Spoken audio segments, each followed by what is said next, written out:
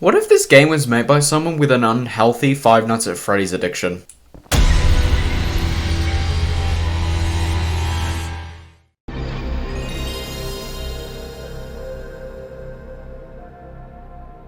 So, welcome back to, wherever it is I plonked this red couch today. We are taking a look at a newer Five Nights at Freddy's fan game called Fazbear Armageddon. You may have already seen this game on Dorco or 8-Bit Ryan's channels. See, what's really unique about this game is that it's an FPS game, which is a genre I'm super passionate about. I've played a ridiculous amount of FPS games, actually since I moved to PC gaming around 2 or so years ago. I made it my mission to finally try out the Half-Life franchise, a series I hadn't tried out yet, but that story is for another time, so let's take a little look at Fazbear Armageddon. So before we really go in, I want to make it clear that this game is currently in its very early stages, so maybe by the time you may watch this video in the future, it may be a little different, so just keep that in mind. So for my first playthrough, I played on Experience difficulty, the gentlefolks way of playing the game.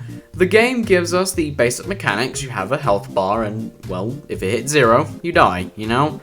Like every game with a health bar. You also have 3 stamina bars. These are your jumps. Yes, there are multiple jumps in this game. You can jump at a total of 3 times. It's fairly underutilized actually. I think adding some platforming sections to break up the gameplay or combining it with the arena shooting sections. You see, the level design of the game is, well, like an arena shooter. So you go from one arena, do a little bit of walking, and then you get to the next one. I think maybe breaking that up with some platforming would be a nice change of pace, and really get the player more accustomed to the platforming, jumping mechanics that you've introduced. And now, I don't mean just add some random platforms over a bottomless pit and call it a day. No, I mean platforming that fully utilize the triple jump features. There's also a charge jump, which will take 2 charges but give you some horizontal movement. There's also a slide, which you can chain into a jump, being a slide jump, making the charge jump actually kind of redundant. I never used the charge jump much at all in my playthrough, mainly because the slide is much faster and sends the player much further. Also, you can slide it at a standstill and it looks like this. You can even slowly start moving it, making this the slowest slide ever put into a video game. Now, it does take all of your stamina away, which is obviously the big drawback here. However, that entire drawback is completely negated by the fact that you get all of your stamina back the second you touch that floor, regardless of the difficulty, by the way. I think this really needs to be rebalanced, simply by just not having the whole stamina be instantly charged when you touch the floor. It would make that drawback a lot more severe and make the player consider other options instead of picking an easy way out. So we have 3 enemy types, the first being the legless endoskeletons, or as I like to call them, Darth Mauls. They're like the filth enemies from Ultrakill, so they'll run at the player and lunge towards them. You then have the ranged endoskeletons, which are more like the stray enemies from Ultrakill. They shoot projectiles, and then introduces a mini-boss at the end of level 1, is Golden Apparition. It's Golden Freddy's head, and the enemy is based on Maurice from Ultrakill, but it doesn't shoot lasers. Instead, it will dart towards the player at their most recent location, so a nice strategy is circle strafing. Level 2 will start to synergize the enemy types together, and at the end of level 3, you will fight 2 variations of the Golden Apparition, being based on Freddy, that one Five Nights at Freddy's world enemy. Then the final boss of this area being the Plastic Leviathan, or Mangle. It actually kind of works similarly to Golden Apparition. You know, since most enemies in this game are based on Ultrakill's enemy roster, do you think that the street cleaners are gonna be flamethrower endos from FNaF AR? Good Christ, I wonder what this game's version of Gabriel's gonna look like, let alone Minos Prime. Now, what's a first-person shooter game without a gun to shoot, huh? Well, you have 2 weapons, a basic melee and this game's version of the revolver.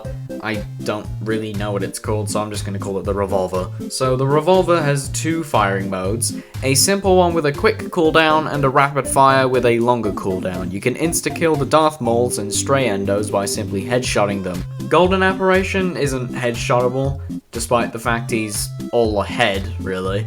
He's basically a big bullet sponge. The melee itself I found to be pretty useless in this game. Actually, it's more like an actual classic boomer FPS melee, and the fact that it's always useless. Like, even in Ultrakill, the feedbacker, which is the blue arm, I found to be pretty useless unless it was for parrying, and that's usually the only use I ever got out of that arm. It isn't until you get the Knuckle Blaster when you can actually punch things and it makes a bit of a difference. So maybe developers can add something like that later on, I don't know. Also, I wanted to point out that it makes a stock punch sound effect that you'd find in some old Flash games, and that's honestly kind of funny to me. The boss of this area I didn't find to be too difficult. It attacks you similarly to Golden Apparition, where its hands will try to crush you, and the lower its health, the more attacks it'll throw out. I know Dorko and Ryan had trouble with this fight, which convinces me they never made it to the Tower of Babel in Doom 1 with the Cyber Demon that you have to rocket duel, unless you have the plasma rifle, like everyone else did. This technique is what we like to call circle strafing. I do wish this boss had some more attacks than just trying to smack you in the floor. Maybe when it's at half health, it electrifies the floor, limiting the player a little bit, and they have to platform around while the boss is attacking them. I think that would make the boss just a little bit more unique and give some limitations to the player, making the boss fight a lot more fun in my opinion. Beating this fight obviously ends this chapter. There are results like Ultrakill. There's no ranks yet for the game, but I'm assuming they'll be added later on. It's graded based on the amount of damage taken and deaths. Alright, so I mentioned earlier that I played on experience difficulty, which is this game's version of hard. But for my second playthrough, I played on nightmare difficulty. Just to show you how much of an epic gamer I am. I wanted to talk about the difficulty balancing because honestly, I think it's pretty underwhelming. You see, what's different about each difficulty, or mainly Nightmare in this case, is that you only have 5 hit points, meaning you're basically one-tapped. So the game basically is asking you to play at absolute perfection, and yeah, that's not bad at all. I actually really like that idea. But really, the underwhelming aspect about it is with the actual enemies themselves. You see, it really doesn't matter which difficulty you select because the changes with the enemies are really lackluster. The only enemy I think there is a slight difference with is Goldilocks. I think he attacks just a little quicker, I think. It's not really noticeable, so I don't know if I was like just imagining things, but... So really, the only major difference is just the maximum health that the player gets. So I think what would fix this issue is making the enemies attack faster on higher difficulties. So the Darth Mauls move faster and their lunge attacks will have shorter telegraphs. The Stray Endos will have their projectile move much quicker and they have a quicker attack speed.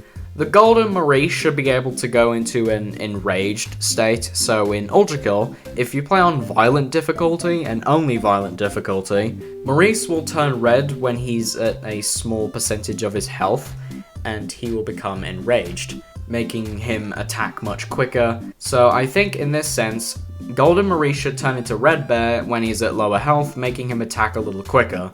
The Red Bear twins should actually have some enemies spawn in this harassment. I mean, they already do that with the 2 Stray Endos, but, you know, maybe throwing in some Darth Maul Endos just as, like, some backup for some extra harassment, I think that would make that fight just a little bit more difficult. And the same thing with the Mangle fight as well. Maybe adding some harassment would really make the fight a little bit more challenging for the player, instead of just focusing on the big bad in the center. Maybe you want to focus on the little dudes that are just making the fight much harder for you. The next thing I really wanted to talk about was the checkpoints, because honestly for Nightmare, I don't really think you need them. Now, I don't mind them at all. The checkpoints are fine the way they are. Really, it's just about Nightmare. I think for Nightmare, just as something that is Nightmare exclusive, they should completely remove checkpoints. Like, just straight up, get rid of them. For Nightmare difficulty only. So if you mess up at any point in a level, you have to start at the beginning of that level all over again. Or maybe you can make it more like Doom's Ultra Nightmare campaign, where once you die at any point, you have to start at the very beginning of the game. Obviously, the suggestions I talked about here, I don't want them to be overtuned too much. Nightmare should be the most challenging difficulty option, but I don't think it should be frustrating. It's like I said, it's in an early build, so I didn't want to really go nuts on this game, but instead I wanted to give off some ideas on what the developer should work towards in future patches. Now, I don't think every suggestion will be considered, but a good some of them should be considered. I think the only thing I would like to add is, can there be a secret, like in Duke? Because like in Duke, you can find the Doom guy in Duke 3D. So can you make a little secret area, but it's V1 from Ultrakill? Overall, this game has some crazy potential. I really think that this game is really going somewhere special, and I just really wanted to see if, maybe my video could possibly get this game some more track online, because honestly, this game, it could be insane when it's finally finished. So do yourself a favor and try this game out. I promise you, it is definitely worth it. And I'm hoping that, like I already mentioned, the ideas and suggestions I talked about in the video will end up being true when the game actually gets a couple updates. That depends on if the creator is even willing to update the game. That is all the time I have for today, so if you like this video, please consider hitting the subscribe button. It's always greatly appreciated, and obviously I didn't mention this on my community tab, but thank you for 6,000 subscribers. I'm probably not gonna give thanks right now anymore, probably because I just may as well just wait till 10k, because that's the milestone I would like to hit right now, so hit the big red if you haven't already. You can also follow my Twitter. I've got a couple new followers, and you can actually join my Discord server. Now, I wanted to quickly talk about that real quick, because I know last time I mentioned, like, oh, sounds funny, lol. We've gotten a couple new members, and they have been pretty kind of funny, so to those who have actually been funny, mate, round of applause. But I'm not here to talk about that. I actually wanted to talk about, being a bit more involved with my community. So I'm thinking about maybe some games I could probably play with you guys. Not on live camera, by the way, I just wanted to make that clear. Just for fun. Just wanted to make it, maybe the server a little bit more engaging instead of just being some server where all you do is just post dead memes in general or something. So, if you want to suggest a game that we could play, I've got a couple ideas in my head going. We could play Gmod, like this entire thing that I've basically built my channel around. We could play some Gmod if you'd like. We got Left 4 Dead 2. We could do some Halo custom games. Obviously, you're gonna need those games, but I don't want to get too much into it because we might be here for another while. So, if you want to, if you're interested in just playing some games, just finding a couple new friends and then just, just enjoying a good time together, then definitely consider this Discord server. It may be worth your time. Okay, I think I've rambled on a bit enough about that for right now. Thanks everybody so much for watching. Have a great day, and I'll see you all in the next video. Goodbye!